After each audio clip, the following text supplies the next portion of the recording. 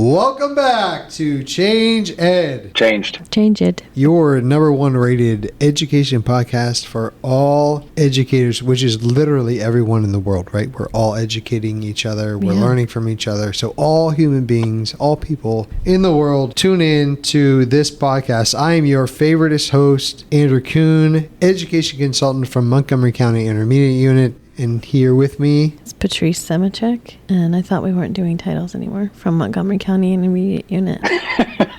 Well, I queued it up because our guest for today has a really awesome title, so I thought we could just share our so we channels. don't need to, okay. Yeah. Okay. And then also here with us, Tony Marabito, SDF. There it is. SDF. EC, that's what I'm going to be now. EC. We are really embracing the acronyms in education because we don't have enough. Yeah, so we're embracing those as well.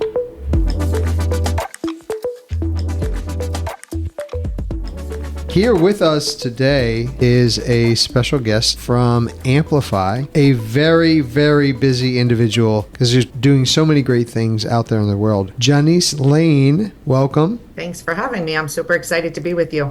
Janise, you have the cool title that none of us have, and we're all going to be changing our titles as of this podcast. Mm-hmm. Your title is the VP of Customer Transformation. I love that title. Can you tell me what that means?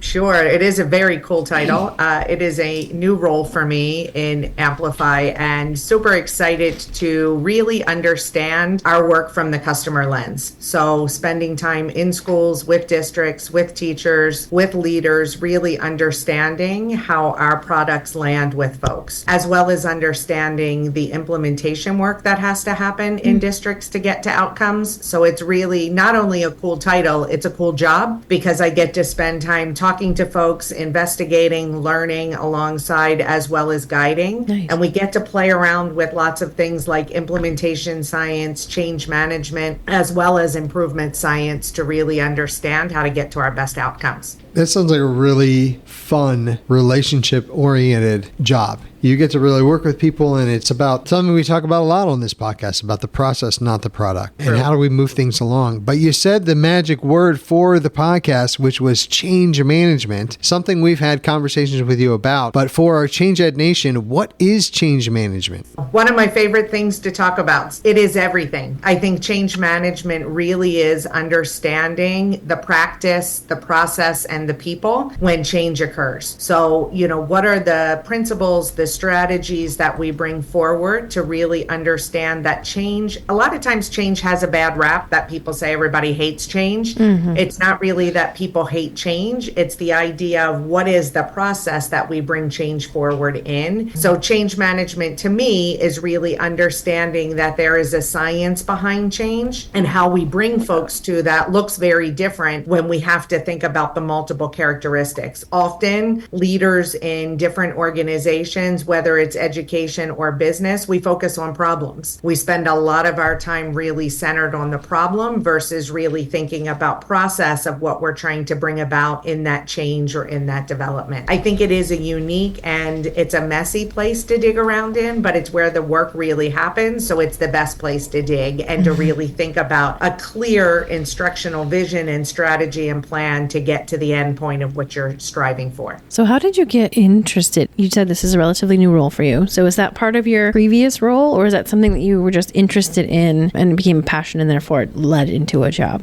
We spent so much time before my role here at Amplify. I've been with Amplify going on 3 years. Mm-hmm. I was a customer success regional vice president. So I really spent time understanding our business end alongside customers. But I would say the 10 years before that, I was the executive director of teaching and learning in Baltimore City Public Schools, nice. A large urban district, which change is part of everyday work. And that was the space where I really started integrating and understanding the people part of the work so deeply, aligned to the improvement and the learning that was trying to happen. Mm-hmm. So it just really sparked the passion of started in the classroom, have that trajectory that a lot of us share. Mm-hmm. Was in the classroom, a literacy coach, a district leader, did some college courses teaching literacy to folks. But really this idea of change became the through line, if you will, for how do we really get to the implementation that we're trying to get to. And I started to really really see that we had great outcomes, we had great processes, we had great product, but we didn't have our people alongside of us really unpacking and digging through with us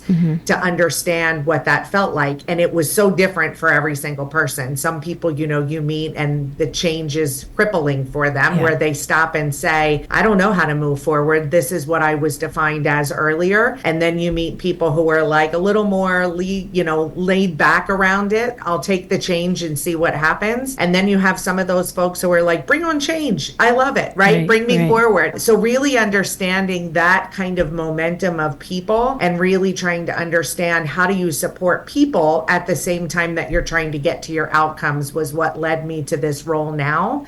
And really, Amplify has such a unique field or vision in the field, as we talked about earlier. We're not just about the product. We're about making sure that teachers' lives are more easy and that students get what they need. So this is such a great way to bring it together. So if I wanted to get started in this, and this is a completely selfish question I'm asking, do you have a suggestion for like a book to read or a podcast to listen to, or where would I go? No, not this one. Or maybe someday. The more Janise is on, the better. Where would I get started? Because it's very intriguing to me, the idea of understanding how change happens and understanding how to help people with change. So I would say a great place to start is really digging into some articles around change management. There are a million out there. There's different folks. There's a McKinsey model. There is a Harvard model. John Cotter has a model. So there's lots of information around. One of my favorite is the Text Switch by Chip and Dan Heath. I really like that one because it is beyond practical. It really breaks the change down into 3 large components where we talked about directing the rider. That means the rational side of our brain. So really helping people understand the people part of the work. And then there's shaping the path, where we have to make sure that the systems and conditions are ready for the change. We have to make the hard things really inaccessible for people and the easy things right at their fingertips. And then we have to think about motivating the elephant. And I love that little parallel, just because you think about a rider being the size of a human and you think about the elephant being quite large, and the two sometimes argue, right? We sometimes get in a space of, you've probably worked with people before who we can say have analysis paralysis, right? They make a T-chart, they list all the pros, they list all the cons, and then they go back to the T-chart and list more pros and list more cons, and then go back to the T-chart, throw it out, start over again, and they wind up just constantly in a spin versus really moving towards the destination that you're going. So for me, I think that's a text that people can gravitate to and really apply it to the work that they're doing. Adding it to my Amazon cart now. So I did my research before this pod. I have to ask about the time that you spent in New Zealand with the literacy strategies and things like that. Just seems awesome to me. Yes. I spent my beginning career in an amazing school with very seasoned teachers. I started in first grade. And, I came out of college joyed and ready to go and thought I knew everything. And then I met 28 first graders who challenged every single thing that I ever thought I knew. The great colleagues that I worked with, as I said, were very seasoned. So they were like a well-oiled machine. And it was back in the day, on the podcast, you can't see all the gray hair, but it was way back when I started teaching. And back when we had lots of basal readers, and those basals came with tons of worksheets. So what my colleagues would suggest was give the kids the worksheets.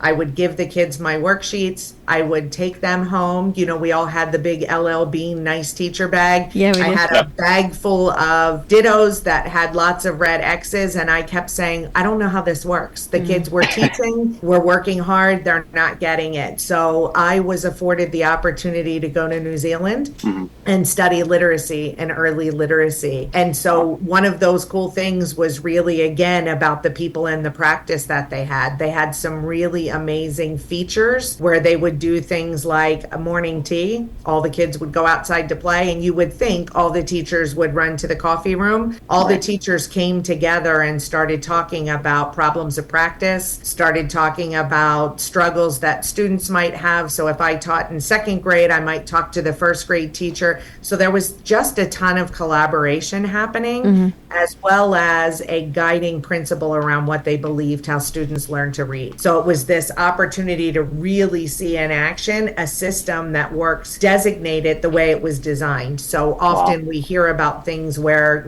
the systems don't always match what our outcomes are. Yeah. So it was a chance to go see that in action and then bring that back and see how it worked with my kids here, and was just as successful as meeting some of those goals with students based on a clear target, a real focus, really communicating to stakeholders. So talking to parents and other folks about what that work looks like was just an amazing opportunity. And that's probably had so much influence on you and through the whole Baltimore, all the years that you spent there. I'm sure that carried over. That's so cool. I feel like those kinds of learning experiences that we can take on to really understand the practicality of how change happens in any environment, any opportunity that we can bring. And then part of that improvement science, as well as the change management, is really testing those ideas. So, if it works with 3 schools, then let's bring it to 6. If it works with 6, let's go to 20. If it's 20, let's go system wide and really try those things. I would say a key factor to that is really being an acute listener. We often say things like we want to hear from people. And I don't know about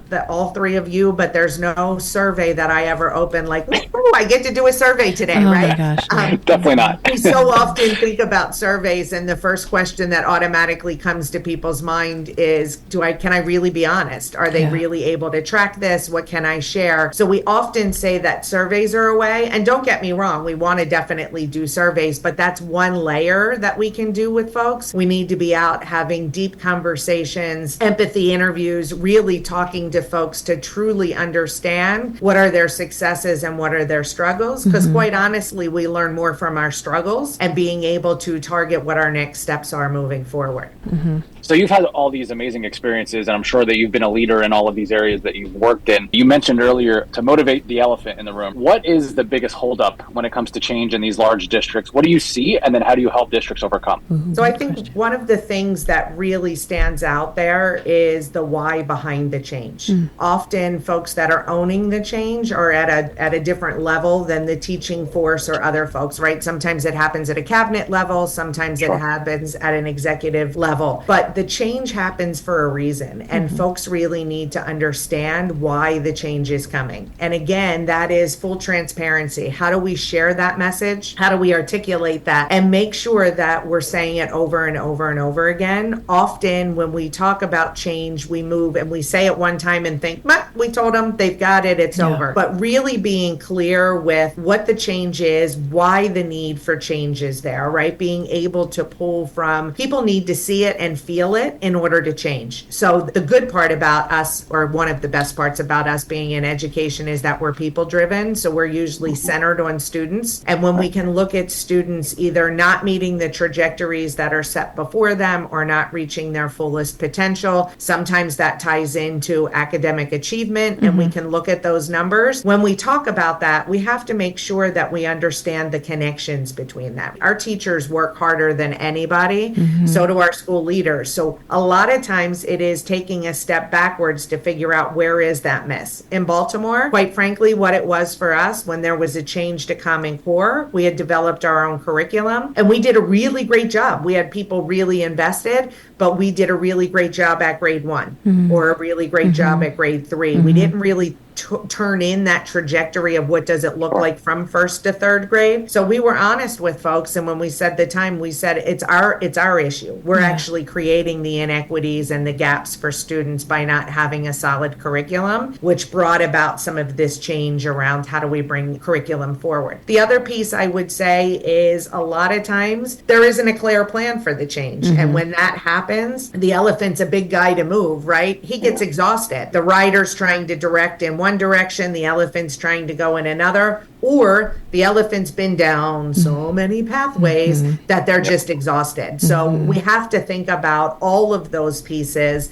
to really get to our model of what we're intending and really thinking through that. The other thing we have to do is celebrate wins for folks. We have to make sure that work is bite-sized so that we're not looking at 3 years out. You know, it's a lot like thinking about a behavior chart for a student. If you've got a first grader who's struggling sitting in their seat, they can't possibly project till Friday to see if they get to take a sticker home at the end of the week, right? Right. They have to figure out those little things that each class block or each segment of of the day, they get some kind of reward, whether that's just a sticker, whether that's a happy face on a chart, whatever it is, to really help them monitor their learning over time and their behavior, is the same that we need to think about this change. We need to make it manageable, we need to make it clear, and we need to really point to the destination of where we're going. If we want change, like we want to change the way we teach science, we have to tell people what that looks like. We have to tell them, we have to show them, we have to prepare. We can't just say this is the new state we want to be in, because folks would be there if it was that easy. Right. So I have heard somewhere, I don't know where, and I don't know how true it is. This is made up. So it must have been from Andrew that I heard it. Sustainable change takes 3 to 5 years. Is that still true based on what you know? I would say yes. Okay. I think that, you will see results on change based upon how clear your vision and your work is to that. So I can say you will hear things like that. You will also hear things like you don't see results in the first year. I will tell you, in Baltimore, for us, in year 1 of implementation, we had bumps in every single grade level in ELA. Which was not the norm. No. But I would say that happened for a lot of reasons. Again, that communication was clear. We had a clear system from, and I would never say bottom up, because I don't think teachers are the bottom, right? We have teachers informing what's happening at the chief level, and we had chiefs walking in classrooms alongside of us, all learning at the same time. This was new. We were figuring it out together. So it was really a focus of, another clear thing around it was, if we are all embracing this new curriculum that we were talking about, and we were doing that work side by side, you can't change what you want, right? So if Andrew decides he doesn't like this and he changes that, and Patrice, you change this, we never know what the real indications of the learning happened. So we talked about really having integrity to the design, really sticking to it and try it. But alongside that, we had a ton of ways for teachers to give us feedback.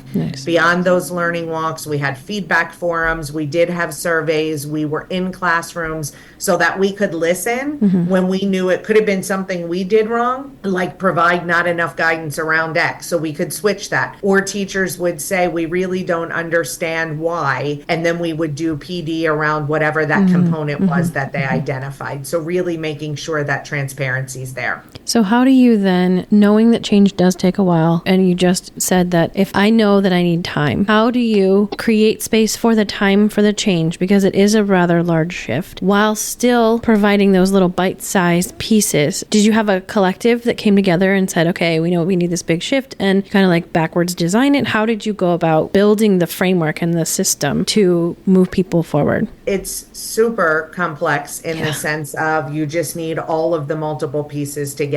But when those multiple pieces are together, it's not complex at all, right? So I go back to that piece around the people that we've already talked about, the practices and the process. So that piece is really important there, where you're talking about the practices that need to happen. Where are we creating space for teachers to really study the STEEL standards? In education, sadly, a lot of people assume that we should just be sending it home and teachers should do it on their own and figure it out, right? They've got all summer to do it. No, they're humans. They work really hard. This should be a structure that we create within our work day and our work week. And it should be something that when you have something as complex as the STEEL standard, there's beauty within that, which means people need to study it to really understand it deeply. So how are we creating those systems and structures, both within the school day, so that they could be things like classroom or collaborative planning sessions, but really targeted to the learning? And sometimes that's changing process, because sometimes teachers really spend their planning time doing whatever they need to do to get ready for the next day.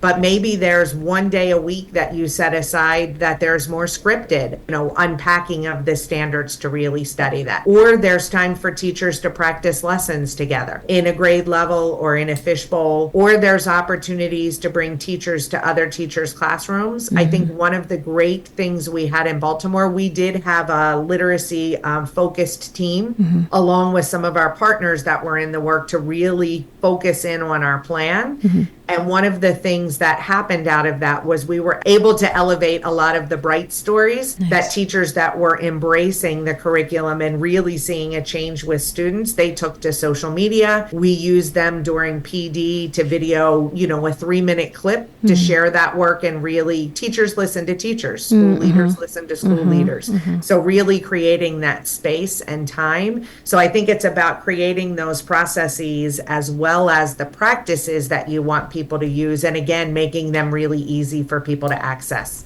One of the things that really stuck with me, and I think is a really strong connection back to Steele's, and everything that we're talking about in Steele's, was controlling the variables. And it's so important in science and engineering and technology, and every aspect of that. You could pull it apart and really they're meant to work together. But how do we control the variables so we know what is a factor and what isn't a factor? As we're talking about this, I'm even thinking about the classroom, that educators are amazing at picking out different variables, but often they have to solve them all at one time. And you're like, I did 7 things and that worked. So it must be all 7 things, but maybe it was actually only one of those factors. They don't always have the luxury of the time to figure it out. But I think it's an important thing to remember that really outside of the classroom, what does that look like? And often you have to actually put in the time and say, let's try this adjustment.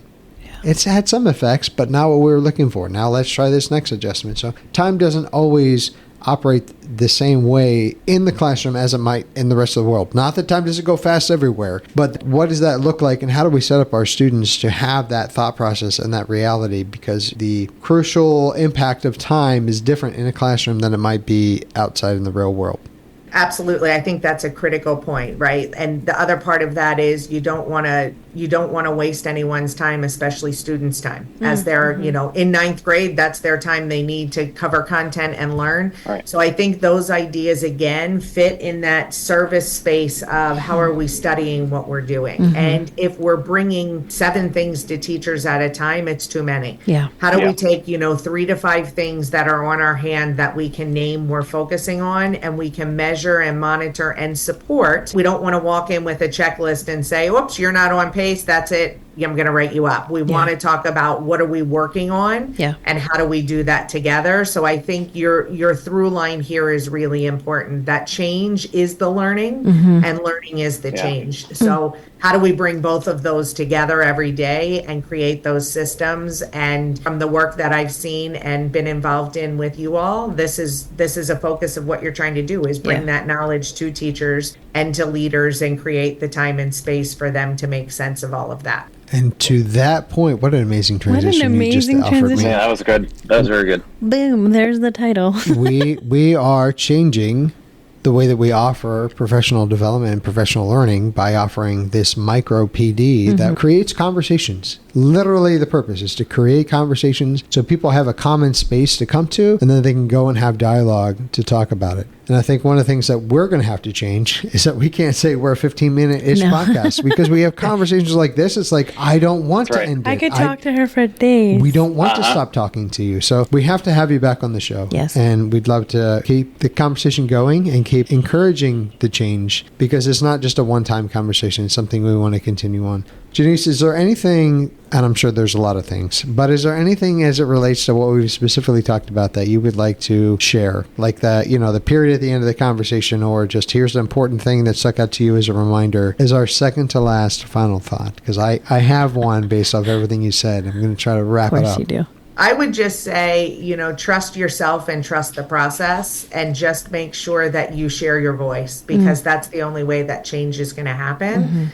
Embrace it. You've got great leaders working around you, creating those guardrails to make sure you can focus on the change. Believe in yourself. Find your tribe, your group around you. I think, Andrew, as you just said, these bite-sized learnings are incredible for teachers, and that's what they want. We live in the world of TikTok and everything else in a bite size. So figure out how you can do those things together. And most importantly, know that you are the change. You matter the most because you are where it happens. Yeah. So making sure that you can provide that feedback and share your voice is just critically important.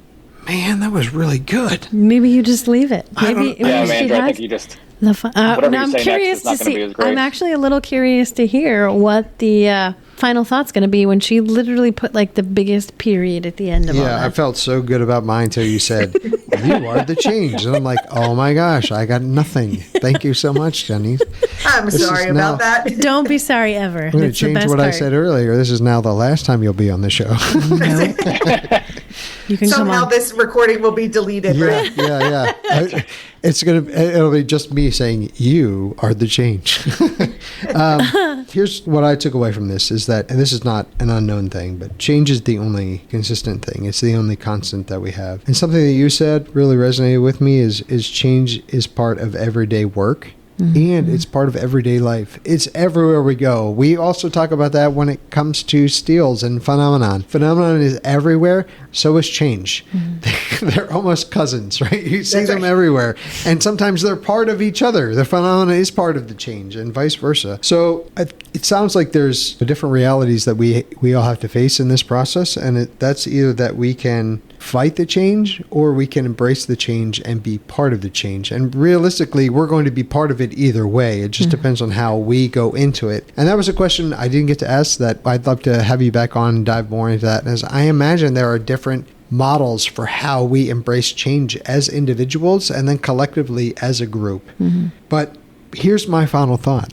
Oh, here we go. No extra charge. This is included with admission. Wow. We need to develop habits of change. Oh, okay. Pen drop. It's not bad. Hers Better was than I better. thought. Hers was better. It's better than I thought. like Thank it. you so much. And most importantly, this is a quote that everyone can take away from Andrew Kuhn. Remember, you are the change. I love it. Subtitle, right? Andrew's quoting. Yeah. Janise, I would love to have you back on again too, because I'd love to ask, like, we didn't even get to touch upon all the new, like, how is AI going to help Oh Amplify, my gosh. move school forward and stuff like that. I think we could do a whole nother time.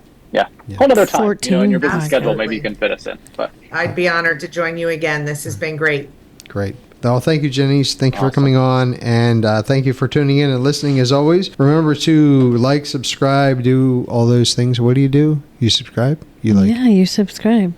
There was Follow. No, it's follow. Follow. But there was no like on behalf of the Change Ed team. On behalf of the Change Ed team, thank you for listening. And remember, you are the change. Quote And follow. and quote.